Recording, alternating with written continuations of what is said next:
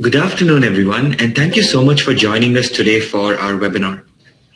My name is Siddharth Sharat Kumar, or just Sid if that's easier, and I will be your host and presenter for today's session. I also want to let you know that I'm joined by Vivin, who is our product expert from the pre-sales team, and he will be here to answer any questions that you have over the course of the webinar on the live chat. Right. Before we get started, I just want to make sure that everything is okay with the setup. In case you have any difficulties with the audio or with viewing my shared screen, right, you should be able to see my slide deck that says the role of SIEM in PCI DSS compliance. So in case you have any glitches with the audio or with my shared screen, do reach out to us on the live chat on the GoToWebinar panel, and we'll try to resolve your problem as soon as possible. Right, so I just want to pause for about 10-15 seconds. We have more people joining in as I speak. Just want to make sure everything is okay with the setup, so that once we get that out of the way, we can really get going with today's session.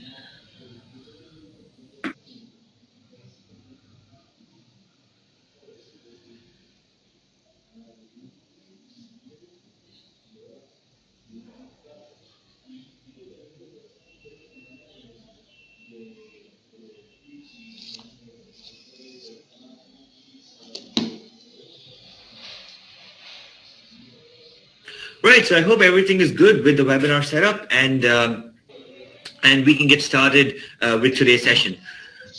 So today the presentation that we've got for you is the role of SIEM in PCI DSS compliance, right? And the objective of today's session is to really dive into the PCI DSS and look at the requirements pertaining to log management and try to analyze and understand what exactly organizations must do to comply with this regulation, and also give you an idea about how ManageEngine's offering Log 360 can help you with this.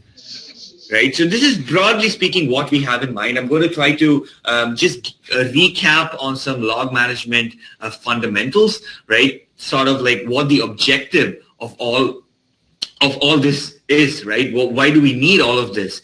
And then I'm going to look at specific requirements. I'm going to jump into requirement 10. If some of you are familiar with the PCI DSS, you will know that this requirement elaborates on log management and log monitoring. So I'm going to jump into that and go through the actual material and sort of interpret it and give you a guideline on what you need to do, right? I also touch upon requirements 11.5 and 12, which are sort of related to log monitoring objectives. And I also want to give you some, over the course of the webinar, I want to give you general guidelines and best practices for pertaining to SIEM and PCI DSS, right? And I'm also going to it's also going to be sort of like a mapping of these requirements to ManageEngine Log 360's capabilities, right? So this is what we've got planned for you. I think that the session will go for about 30 to 40 minutes, right? So sometimes I might want to, I suddenly decide to emphasize on something and maybe show you a little bit of the product or just see how you guys engage with us on the live Q&A and maybe answer some questions out loud. But what I really have in mind is a 30 to 40 minute presentation, following which I want to do a Q&A for certain, right? So if we will definitely keep answering your questions on the live chat throughout the webinar. But really what we want to do is find out from you what are the challenges you are facing in your PCI DSS implementation plan, and also what are the objectives that you're looking to meet, especially from a log monitoring point of view, right? So just keep any questions that you have, keep them coming on the live chat. We'll try to keep answering them over the course of the webinar in near real time. And if time permits at the end, I'll try to do a live Q&A, or at least try to answer a few of the questions that we received out loud, so that it would benefit the entire audience, right? So version 3.2 of the PCI DSS was released last year in May with a few enhancements from the previous version, right? But with regards to log monitoring, though, nothing has changed. And if you think about this, this speaks volumes, because this is something that the regulation has stressed on for many years. And sure, the technology available in the market has improved significantly, but the fact of the matter remains, log monitoring is fundamental to any organization's incident detection and response plan, right? And that is what we are going to be focusing on in today's webinar. We're going to cover important aspects of pertaining to SIEM, and hopefully you already know, I hope you already know that a SIEM solution by itself is not going to help you comply with this mammoth of a data protection regulation, right? It's such a big project, but SIEM solutions certainly have a crucial role to play and help you check multiple requirements of the PCI DSS, right? So I want to also give you some inputs on, like, you've got a whole bunch of vendors out there, right, that you might be using to demonstrate PCI DSS compliance. I also want you to keep in mind that the vendors, the products themselves have to be PCI DSS compliant, right? In the way that they, for example, in SIEM solutions, the way that they process or read or store log data, right? So this is very important. This is very important to remember, that you have to, in your PCI DSS program, you're not only looking at checking off PCI DSS requirements, but you're also making sure that the tools and the vendors that you're using for demonstrating compliance are themselves, the products themselves meet the PCI guidelines, right? So just something to keep in mind. I just want to let you know that I have a few references that I have used for the material of today's webinar, and I strongly recommend that irrespective of which vendor you are using for demonstrating compliance, you obviously are going to read a lot of the vendor's material, right? The author, the various authors out there who develop knowledge sharing material for the PCI DSS. But I strongly recommend actually using the official guidelines, the official documents as a starting point, and then use the documentation provided by different vendors to get a better understanding of where you stand, right? Make sure that you also read the official documentation. I've referred to the PCI DSS version 3.2.1, and I've also referred to one of their supplements that they have published titled the Effective Daily Monitoring, Log Monitoring Guidelines, right? So this is another document that the official PCI committee has published, and this really gives you an understanding of what exactly they expect, because this is a regulation where they have gone into great details and are really telling us what are the things that we need to do very clearly. So these are the references that I have taken for today's webinar. So the material that you will see on the slides is all mostly official material. So it's not like I'm trying to manipulate or interpret something, right? So what you see on the screen will be typically actual facts, and what I explain, of course, is based on my personal experiences and ManageEngine's experiences with dealing with the regulation. Right, so I'm going to start today's webinar. For those of you joining in, I think a lot of you just joined in over the last few minutes. So for those of you just joining in, keep engaging with us on the live chat. Keep asking your questions throughout the webinar, and we try to answer them at the end of the session or then and there if possible. Right, so the first fact that I've got for you is that 68% of the breaches took months or longer to discover, right? And you can see the source for this fact at the bottom of your screen, which is the Verizon's 2018 Data Breach Investigations Report. Now, this particular fact is quite alarming, because if you think about it, it's taking months for 2/3 of the breaches. It took months for the organization to discover that they were breached. Think about this, that if tomorrow you go into your organization and you realize that there was a breach that happened 5 months ago, right? Maybe last August or September. So this is a big problem that exists today, and this is latest data from the 2018 Data Breach Investigations Report. right? Amongst the companies that Verizon's team investigated, their forensics team found that 68% of the breaches, it took months or longer to discover, right? Here's another fact, again, from an earlier report by Verizon, and this is from 2015, from their PCI compliance report.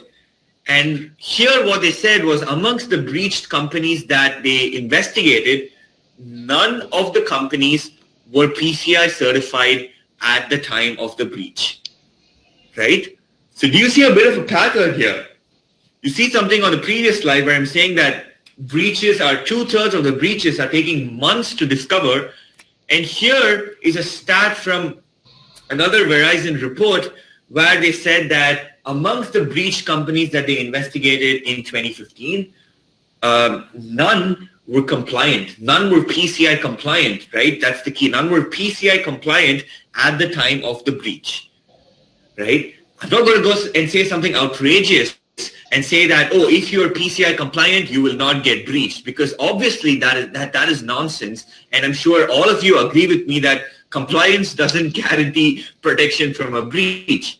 But you can sense that there does seem to be a strong correlation based on being compliant and being breached. Right? It's obviously not a direct relationship, and I'm not going to say that, but this is to reiterate the importance of adhering to compliance regulations such as the PCI DSS, right? Because you must remember that these regulations, and I'm going to keep coming back to this over the course of the webinar, that regulations such as the PCI DSS are not as simple as just, oh, okay, we need to have this, and we're compliant, right? Your strategy really needs to be that you want to meet certain objectives, right? Think about it that way. It's not like, okay, let me have a log management tool and it's a checklist.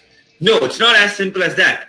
You have to look at objectives, right? You have to look at detecting incidents quicker. You have to look at investigating into incidents quicker, right? That is the objective. So you have to look at how you can meet objectives of these compliance regulations, right? Because today it's so complicated out there, especially when it comes to credit card, payment card security. It's just such a complicated environment out there that regulations themselves can only say, hey, these are the objectives, these are the things that you need to stay on top of, these are the things that you need to meet, right? As opposed to saying, oh, bring me the audit logs from your SQL server, right? It cannot go that specific.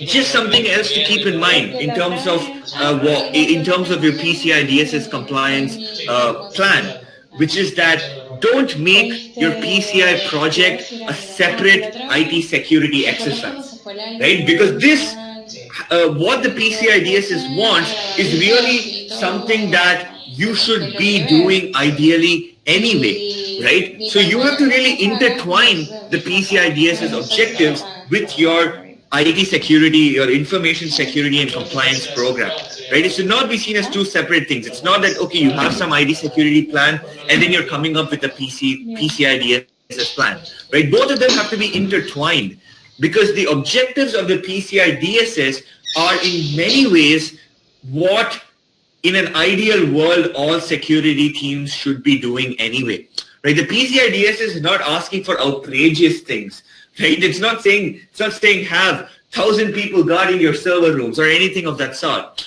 right? What it's saying is basically best practice and really looking at objectives of what your security team must achieve, right? Objectives. Keep that in mind.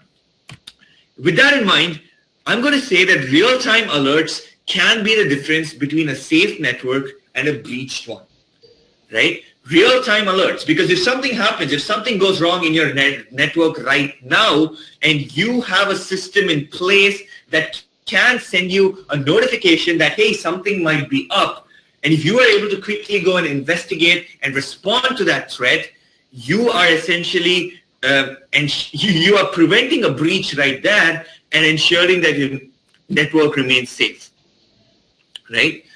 Real-time alerts. The reason why I wanted to start the webinar with a few stats And this important piece of advice that I have for you in terms of ensuring that you have alerting enabled in your organization, this is just to give you a prelude into the PCI DSS log monitoring requirements, right?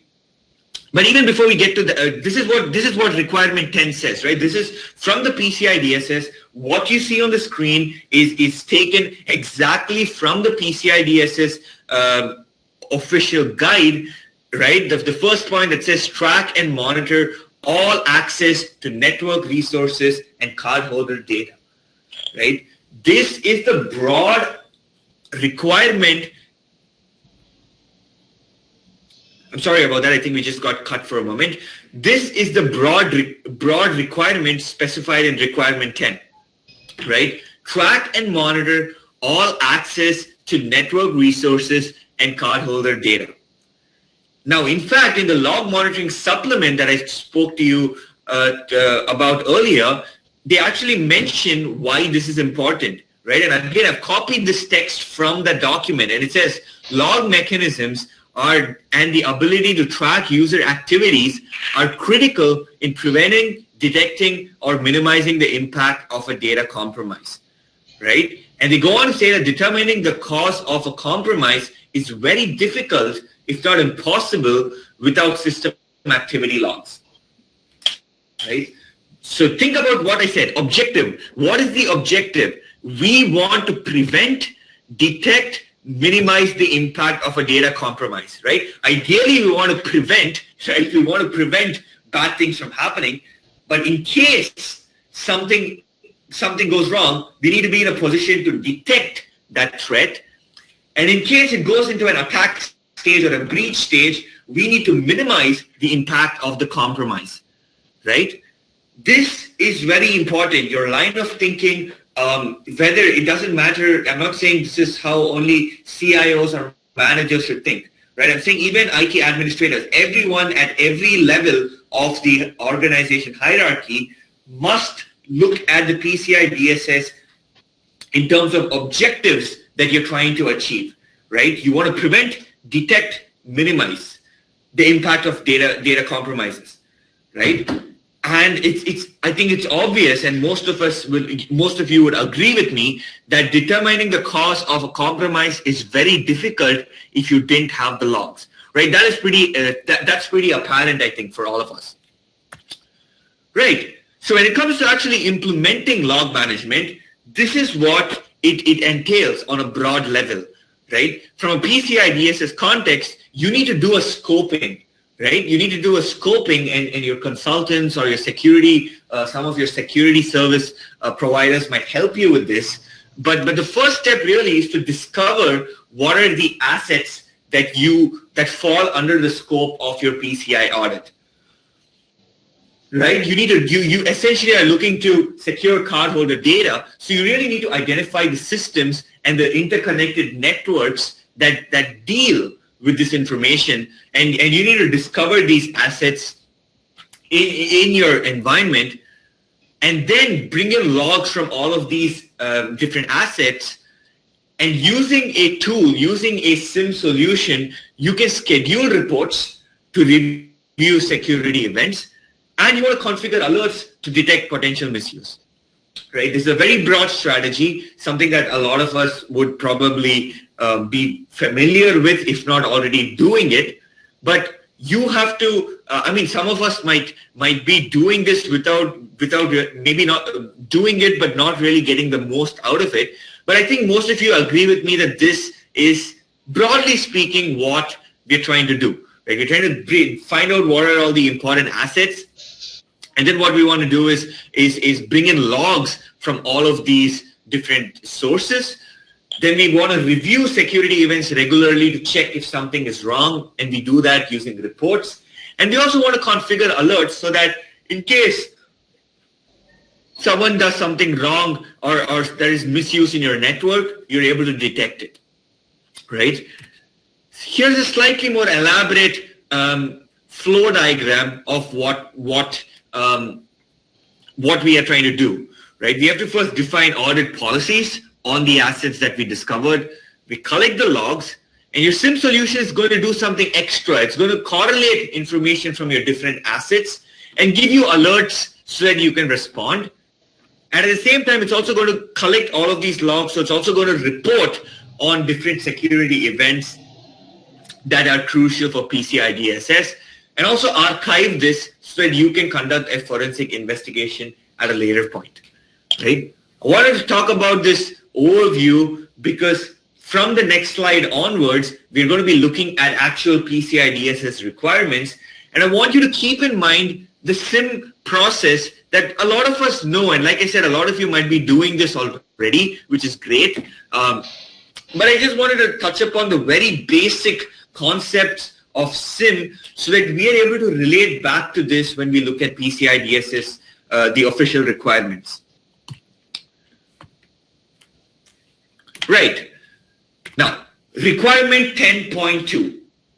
Here is where we get started with today's session. Requirement 10.2, and again, what you see on the screen is taken from the PCI DSS, and you can see that it says,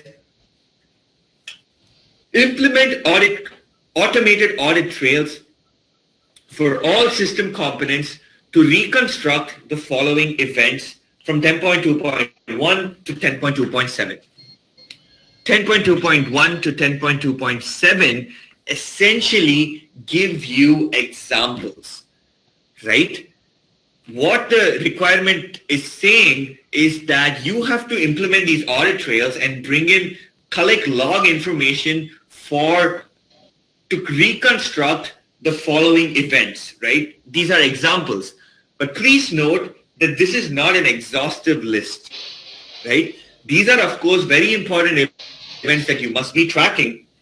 But this is more like a guideline, right? You might have there are so many more such events that you need to track, right? So you can see some examples. Individual user accesses to cardholder data, right? Any individual who is making an access attempt to cardholder data, you need to track that. You need to get the audit trail for that. Actions taken by root or administrative people with administrative privileges, right? Your administrators, what are the actions that they're taking?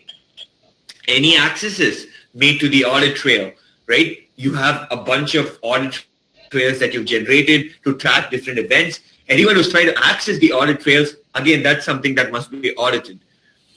Invalid logical access attempts, right? Failed logons, failed file accesses, failed permission changes, failed modification operations, all of these things. Again, you can see that these are what we can look at as indicators of potential compromise, right? Because these kind of things are crucial in the event of a breach, right? If you have someone has misused and someone has accessed cardholder data, if you need to go ahead and find out what happened, you have to have the audit trail for 10.2.1, all individual user accesses to cardholder data, right? So the thing is, even in fact in the effective log monitoring guide, the PCI DSS actually says that 10.2.1 to 10.2.7 is a very good guideline for what kind of events security teams must watch out for, right? Do this as a bare minimum. You have to do all of this, but also make sure that you're not just stopping here, but you're actually using this to really build on and track other related events, right? So for example, you might want to track installations of suspicious software, right? Or application crashes, right? Or maybe say firewall modifications, things like that, right? This is a good guideline. It's a good starting point. Make sure you do this as a bad, but also go on to track other potential indicators of compromise, right? And a lot of it could again be environment specific, right? So how does Log 360 help? So all of these things that we said you need to track, 10.2.1 to 10.2.7, all of these can be tracked by Log 360 out of the box, right? We give these reports to you directly, which means that once you configure Log 360 and you add your assets for monitoring, all of these required audit trails that 10.2 requires you to do at a bare minimum, all of that is available out of the box in the product, right? So I'm just going to use this opportunity to jump into the event log analyzer module of Log 360, right? For those of you who are new to ManageEngine, Log 360 is basically our SIEM solution, which has two main components. One is Event Log Analyzer, and the other is AD Audit Plus. And I'm just going to focus on the Event Log Analyzer module to show you what I mean when I say that we give pre-built reports. Right? So if you go to the Compliance tab of the product, you can see that there's a PCI template right here, and a bunch of common reports required for PCI have been mapped into the product, and you get these out of the box. Right, so you can actually check this out. You can actually go and see that for different things, right? Like individual user action, we have an audit trail with different users and the access and the actions that they're taking with regards to your cardholder data. Right, so I'm not going to spend too much time really to talk about the product because I don't want to make this a product pitch.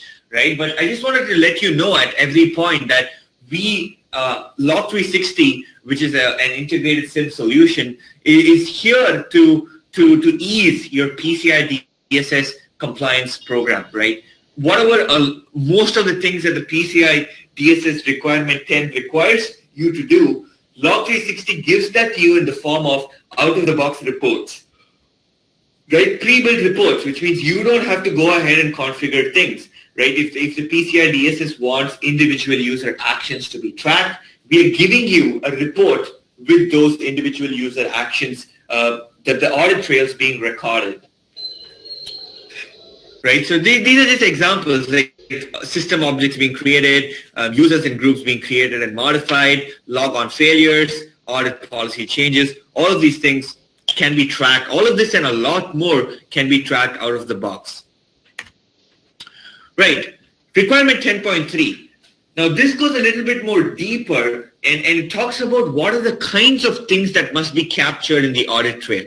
Right, so the previous 10.2 was more an overview saying, okay, these kinds of events must be tracked. Now 10.3 makes it even more specific and says that when you're tracking those events, I want you to record at least these following pieces of data from the log message, right? So as you know, log messages have a whole bunch of fields. Each of the fields give you some information about anything ranging from IP address to the date and time to the username, right? And 10.3 is really saying that whatever we've asked you to track in 10.2, make sure that for those events, you are capturing the following fields from the log messages. Right, and this is pretty basic again. So this is not really, I wouldn't want to think of this as an exhaustive list, right, or a comprehensive list. But this is a good starting point on what are the things you want to capture from your log message, right? The user identification, which is usually you've got IDs and usernames and that sort of thing associated with the log message. The type of event, the date and time, success or failure, right? So these are things that get recorded in the log message and you need to parse these things out of the log message, right? The origin of the event, and then, of course, like I said, these things, if you have a solid log management system, you will be capturing these pieces of information. But what I want you to also remember is that the PCI DSS is actually going very granular, at a very granular level here, and being very specific about what you need to do, right? On one end, I mentioned about how objectives are what you need to be thinking of, and that is on a high level, right? We want to think of what are the objectives that we want to do for PCI DSS. But at the same time, on closer reading, you will come to see that the PCI DSS does go deep and elaborate on things, right? Something like log management and log monitoring, it's going in such a structured form. We saw in 10.2, it's asking you to implement audit trails, right? Even before that, in requirement 10, it's a little more a high-level overview saying track and monitor all accesses to network resources and cardholder data, right? This is a high-level pitch. And then 10.2 says implement audit trails for at least these following events, right? And it gives you examples on what you need to track. Then 10.3 goes and says, okay, now within those events that you are tracking, here are the fields that I want you to look out for. And these are the fields that you need to parse at a minimum. And again, from Log ManageEngine's point of view, Log 360 is going to do this very easily, right? I just have a few bullet points here to give you examples. So it says that you need to track success or failure, right? So this is something that's very basic, and Log 360 can give you an out-of-the-box report based on the severity of the events, right? You can track success events, failure events, warning, information, debug. Everything can be tracked in just a matter of a click, right? Just if I could just quickly jump back into the product, if you go to reports, you can see that you can track events. You can see here all events, important events, events based on the critical reports, right? Criticality levels based on the event, based on the device. You can go on to a severity and track based on severity here, success, information, failure, all of these things, right? So all of this is available out of the box. And all of the fields that you need will be tracked. You can see things like time, device, source, message. All of these things are automatically parsed, right, by the product. And this makes your life as a security team a whole lot easier in checking these objectives, log monitoring objectives of the PCI DSS. Right, log on, log off auditing. Again, we do that extensively. We give a whole bunch of success log on and failure log on reports, all out of the box. So you just have to click on things, and data is presented to you in a neat, readable format, right? And we're going to be, like I said, parse all of these crucial details. This is pretty basic. If you're already using a log management system, it should be able to do this functionality for you. But the real key takeaway here from ManageEngine's point of view is that we're making all of this pre-built, right? So all of this can be easily accessed, and the reports can easily be generated for your PCI DSS audits. Right, so that's 10.3. Going on to 10.5, right? And this is broadly what 10.5 says. It says secure audit trails so that it cannot be altered. Right? So by now it's expecting you to have generated the audit trails for the specified set of events, specifically what fields you need to track. And now it says that the audit trails themselves must be secure so that they are not tampered with. Right? Because audit trails at the end of the day are the most important thing when it comes to investigating security incidents. Right? So the PCI DSS wants to make sure that you are securely archiving your audit logs so that in the event of a forensic investigation that needs to be carried out, you have reliable, legitimate data that has not been tampered with, right? Because if log data gets tampered with, then it's going to be no good in a forensic investigation, right? Nobody wants damaged or damaged log data or log data that someone has gone and tampered with, right? Because they might go change something in the log message, which could actually, if it's not correct, it's going to probably mislead you in your forensic investigation, right? So it's very important that the log data and these audit trails are not damaged or are not tampered with, because the PCI DSS is really wanting to put you in a position to successfully investigate into incidents in a worst case scenario, right? And for this, it's imperative that your log trails are not damaged and not tampered with. Now, Log 360 is going to do this for you. Secure archival, right, with timestamping and hashing. The timestamping makes sure that in case someone tries to change, you know exactly when the log messages were generated. and hashing again for added security, right? Even from within the product, in terms of who gets to access the reports and who gets to see the log data, you can implement a role-based access model, right? So you can really specify technician roles in the product so that you can decide who gets to see things, who gets to actually manage these log sources, who gets to do what, really, right? Different levels of privileges of access to the audit trail information. You can also do one more thing with Log 360, which is to set up file integrity monitoring on your audit trail files, right? So the audit trail files that you have archived, in addition to being securely hashed and also timestamped, you can make sure that these audit trail files, you have an extra layer of security by implementing certain security policies and file integrity monitoring on them. Right? So that if someone tries to change your archive log information, you'll be able to detect that.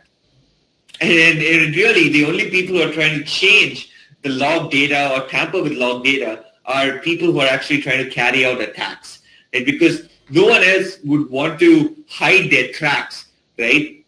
And in fact, if you noticed on an earlier slide in 10.2, one of the events that the PCI DSS wants you to track is 10.2.6. It says initialization, stopping, or pausing of the audit logs.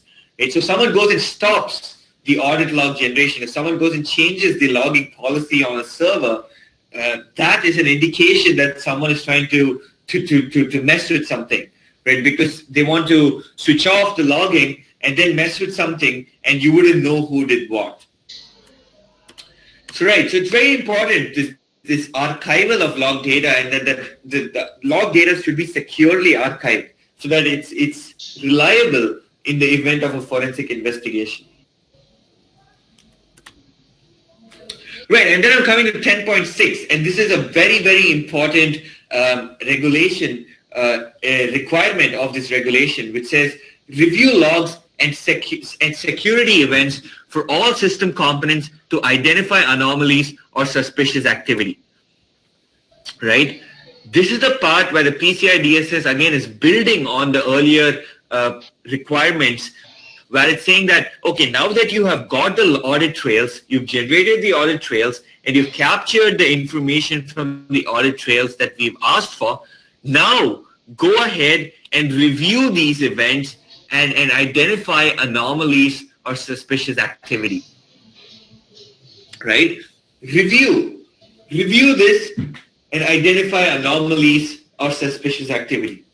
This is a broad requirement. Going into the specifics, we've got 10.6.1, which says review the following at least daily, right? At least on a daily basis, you need to review all of these things. All security events, right? Anything that constitutes a security event, which I'll just come to that in the next slide, but any security incident must be reviewed on a daily basis at least, right? This is a minimum. They're saying 24 hours is the minimum, right? And 24 hours might sound like, oh, what if something happens now but I detect it only the next morning? But here's the thing, that's still a value add in terms of it's better than detecting something months after it happened, right? So this is, again, something that the PCI DSS is trying to enforce, that you don't want to detect a breach 3 or 4 months after it happened because of some third-party vendor telling you, right? You want to be able to detect it at least on the next day when you do your security event review. So this is what the PCI DSS is saying. Now that you've collected the logs, make sure you're reviewing them on at least a daily basis and chase and follow up on the security events, right? They're specifically talking about logs of systems that store, process, or transmit cardholder data. They're also looking at servers and system components that perform security functions, right? Like your firewalls, your IDS, IPS, authentication servers. These are the things that they're specifically asking you to focus on, and they want you to make sure you're reviewing security events from all of these systems at least on a daily basis. It is a very important aspect, and this is something that you can directly be audited for when it comes to PCI DSS, right? Because they're going to say, hey, this is something that we have explicitly stated. Show me your daily log reports. This is something that's very important, you know, to have in place as a security best practice. Being able to follow up on your security events, your exceptions, your anomalies on a daily basis. Now, 10.6.2 sort of just clarifies any confusion that you might have by saying that review logs of all other systems periodically based on your organization's policies and risk management strategy, right? It's saying essentially that, okay, yes, there is an emphasis on cardholder data, systems that store cardholder data and the associated security systems like firewalls, but they're saying that needs to be done on a daily basis. But addition to that, all the other logs from all of the other systems that are connected in your network, you need to still review these logs periodically as determined by your own internal policies and your risk assessment and risk management strategy. Right, so it's so clear here that the PCI DSS is saying, hey, please review, monitor, and follow up on your event logs and security events. And it's saying that, yes, daily I need you to do the following things. Look at your cardholder data, systems that store cardholder data, and follow up on the security events. And then it's saying that, yes, all the other systems matter as well, so make sure you're reviewing logs from them periodically. And of course, this is more straightforward and apparent. It says follow up exceptions and anomalies identified during the review process. It's obviously whatever you identify as security events or as exceptions that need to be investigated. The PCI DSS is officially explicitly saying that you need to go ahead and investigate. That it's not just about detecting the incident, but it's also about investigating and responding to and resolving the incident. Right. So 10.6 is really talking about the review process, right? Having this daily review process in place and then being able to ensure that you're following up on the exceptions and anomalies that you identified during your daily reviews. Right, so how Log 360 comes in to 10.6. Again, out-of-the-box reports, alerts for your critical servers, for your firewalls, your IDS, IPS systems, right? And for all the other systems that you have, we give an extensive pre-built auditing support for a whole bunch of things like SQL servers, your web servers, Linux machines, threat solutions, DLPs, vulnerability scanners. We support a lot of big things out there out of the box. But for any other custom applications or legacy systems that you may have, you can use our custom log parsing module, which will help you parse logs from any machine, any application that logs in a human readable format. Right? So in addition to this, to help you actually manage your incidents and respond to the incidents that have been detected, Log 360 also comes with a built-in incident management console, which allows you to raise tickets in your centralized help desk tool for any security incident that has been detected by the product. Right? So this is how Log 360 comes into the picture. Right? We're looking at ensuring that you can follow up on the security incidents that have been detected and sort of in an accountable way resolve the incident, right? You raise tickets for the alerts, can be done in product as well, or you could use a integration with your centralized help desk. But the point being, whatever alerts the product raises for as security events that you need to investigate will also be raised as a ticket, so that there's an accountable tracking process in your incident detection and resolution, right?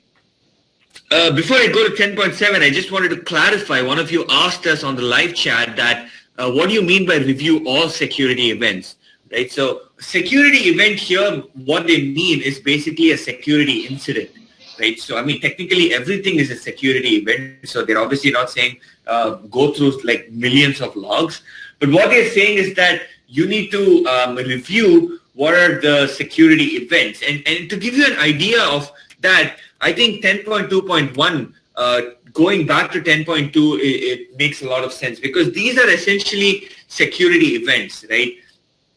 Individual user accesses to cardholder data, root or admin privilege actions, things like these, right? I think you need to really look at security events as important events or potential indicators of compromise, and you need to make sure that you review them on a daily basis, right? Because these are the sure signs that something may be up in your organization and something that requires your investigation. So make sure that you're tracking this on a daily basis, right, for PCI DSS. Right, this brings me to 10.7, which says retain the audit trail history for at least a year with a minimum of 3 months immediately available for analysis, right? So your archive logs should be easily available, that you can immediately reload the last 3 months data onto your SIEM solutions database and run your search and other query operations for your investigation, right? So retaining this is pretty straightforward again from Log360's point of view. You can archive logs for any custom period. So for the PCI DSS, you'd have to define this period as a minimum of 1 year. And also, at any point in time, if you need to conduct a quick forensic investigation, the archived logs from their location can be immediately reloaded into Log360 for performing the search operations. Right? So this is what 10.7 is saying. It's saying that you have to have a proper archival mechanism in place which stores the logs for at least a year. And not just that, but you also have to make sure that at least 3 months of data in that 1 year, the last 3 months, is easily accessible and easily can be reloaded into the database to perform the forensic search queries and carry out the investigation. Right. So that was a broad overview of requirement 10, which was the bulk of today's webinar, right? Because requirement 10, as you know, is explicitly dedicated to log monitoring aspects of the PCI DSS. Right? So in a way, I would say that it's almost 10% of the PCI DSS is all about log monitoring and all about making an efficient log reviewing process in your organization, right? Just want to touch upon a couple of requirements before finishing up. One of them is requirement 11.5, which talks about deploying a file integrity monitoring tool, right? So this is explicitly, it says that, hey, you need to have a change detection mechanism in place, and this needs to be able to alert your security team for unauthorized modifications, right? Changes, additions, deletions, even accesses to your critical system files and other important files. You need to implement this file integrity monitoring so that you can ensure the integrity of the data that is stored in the files. Right? So this is a very important aspect because a lot of data at the end of the day is going to be stored on your file servers, and you need to ensure and assure your auditors of the integrity of the data that has been collected, right? So your SIEM solutions really need to be able to tell you and alert you when unauthorized modifications or accesses happens, right? Because that's what we're trying to prevent. That's the whole point. We don't want unauthorized accesses and modifications. So a file integrity monitoring tool or a SIEM solution like Log360, which has a built-in file integrity monitoring module, that would be ideal for tracking unauthorized modifications such as the changes, additions, deletions. right? So Log 360, like I said, how it helps with 11.5, it's got a built-in file integrity monitoring. Both an agent-based and agentless mechanism is both supported. You can also schedule weekly file integrity monitoring reports, so you can actually check from a Monday to Sunday what were all the entire audit trail of the changes made to those critical files. Right? So this is a very important aspect of demonstrating compliance, because a lot of PCI DSS audits will involve you showing these reports that you have for the daily activities, especially in the context of file integrity monitoring. Right? You need to know who is actually accessing, who is modifying, when were they modifying, and which object that they modified. Right? So this is the 4 vital W's, as we call it, in IT security, which is the who, when, the which, and the what. Right? So that's what Log 360 is going to do. It's going to implement this file integrity monitoring system that can send you the reports on a weekly basis if that's what you want. Send it to you so that you can review it, and also give you alerts for unauthorized accesses and modifications. Right? So that make sure that you have a solid file integrity monitoring system in place, and you're able to check 11.5 in your audit as well. This is an example, a screenshot that I have from Log 360 of the file integrity monitoring module, which is able to detect and track a whole bunch of things associated to your files and folders. Right? You can see files created, modified, deleted, right? All of these things on the left pane, files being moved, files renamed, files copy-pasted, file read, SACL changes. All of these things can be tracked in real time or on a scheduled basis using Log 360, and you can have these reports emailed to you on a daily basis so that you can review it and check and ensure the integrity of files and folders in your organization, right? Because this is, again, something that the PCI DSS is stressing on, the change detection mechanisms, the file integrity mechanisms. These are things that you have to make sure that you can get daily reports and review them, right? Because this, like I said, is a tried and tested IT security best practice. If while you're reviewing these logs, you find that there was something off, you can quickly go and investigate it. Hopefully it's not too late and you're able to mitigate the attack. Or even then, even if the attack has started, you can minimize the control, the damage control.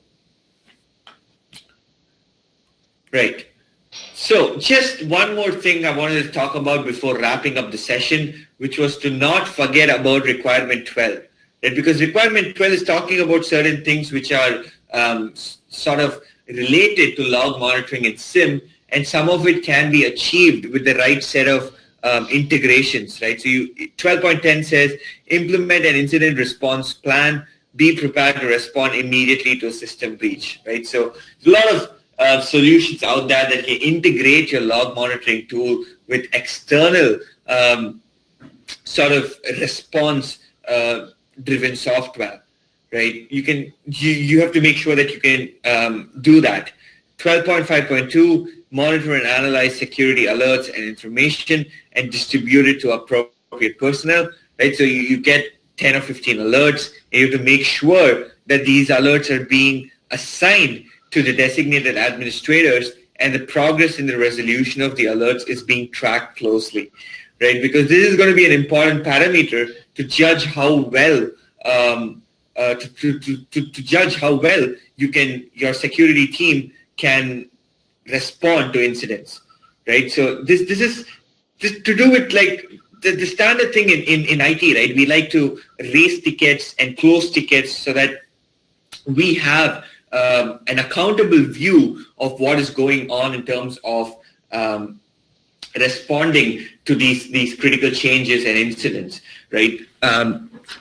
Distributing to appropriate personnel essentially boils down to assigning tickets, right, to your support members, to your IT support staff and administrators, to ensure that these alerts are being attended to by someone. And from a manager's point of view, you can really track who is resolving the alerts and how soon are the alerts being resolved in. Right? Designate personnel to be available 24/7. Right? Obviously you can't achieve that with a SIEM solution. You need to hire someone, but just sort of mentioning these aspects because they're very closely related to the objective of what we're trying to do, right? Reduce the time it takes to detect and respond to incidents. Again, 12.10.5 just finally mentions you want alerts from your security monitoring tools, including your IDS, IPS, firewalls, file integrity monitoring systems. It's a requirement 12 is really about, a lot of it is about response strategy when it comes to log monitoring. A lot of it is about, how you can quickly respond, how you can quickly resolve incidents by leveraging some integrations, by putting in some processes where alerts get assigned as tickets, right, distributing it to the designated or appropriate personnel and things like that. Just wanted to touch upon this. Don't want to go too deep into requirement 12, but there are some aspects of requirement 12 that are closely connected to requirement 10, which is why I wanted to mention it. Right. Just coming to the final part of the presentation, this is my last slide before taking questions. This is just a summary of the must-have features for PCI DSS in your SIEM solution, right? So you obviously need to have log collection and audit trail generation. This is explicitly stated in the PCI DSS, and obviously this is a fundamental capability of a SIEM solution. You need to be able to review your security logs by running reports. Important aspect again, once you have the logs, you need to translate it into actionable insights, and that can be done by running reports. You need to do secure log archival. You saw that again as an explicitly stated requirement. Log archival duration also matters, so make sure that the SIEM solution that you're using is able to securely archive the logs for at least a year. File integrity monitoring, again, it's a feature that a SIEM solution should have. Related change detection mechanisms, such as your Active Directory changes, for example, that's something that you need to track, and you want your SIEM solution to do that for you as well. Detecting security events of interest, right? Again, 10.6 spoke about a lot about reviewing your security events, being able to detect these misuses. So that's, again, basic things that a SIEM solution would anyway have, but this is useful for a summary of what you need to look at while evaluating a SIEM solution, right? Your SIEM solution should also aid with incident response and management. This is typically done by integrating the tool with third-party software such as help desks. And of course, your SIEM solution must be robust enough to help you carry out a forensic analysis, right? In case you need to investigate and see what went wrong, you should be able to conduct a forensic investigation to know what went wrong. And your SIEM solution should offer a cutting-edge capability to search through the logs and investigate into incidents and report on these incidents for your auditors. Right, so this brings me to my final mandatory slide, which is the question slide. I think I overshot the presentation a bit because we started going a little deep into some of the requirements, but I hope the entire session was useful for everyone. Thank you for your engagement on the live chat. Unfortunately, we don't have time to do a live Q&A, but I'm going to be answering all your questions on the live chat for another 5 to 10 minutes. So keep the questions coming. And if you have any questions, you can also mail us at log360-support@manageengine.com, especially if you have product-related questions or if you want to evaluate Log360 for your PCI DSS plan, right? I hope this session was useful, gave you some insights into what log management has to do when it comes to PCI DSS, and I hope that this helped you and this helps you eventually to comply with the PCI DSS, right? So do take a moment at the end of the webinar to fill up your feedback and let us know what you liked or didn't like about the session, and also what suggestions you have for future webinars, right? Because we take your feedback very seriously and come up with these kind of webinars based on what you are asking, right? So I hope you find this session useful. Thank you so much for joining us, and have a great day ahead.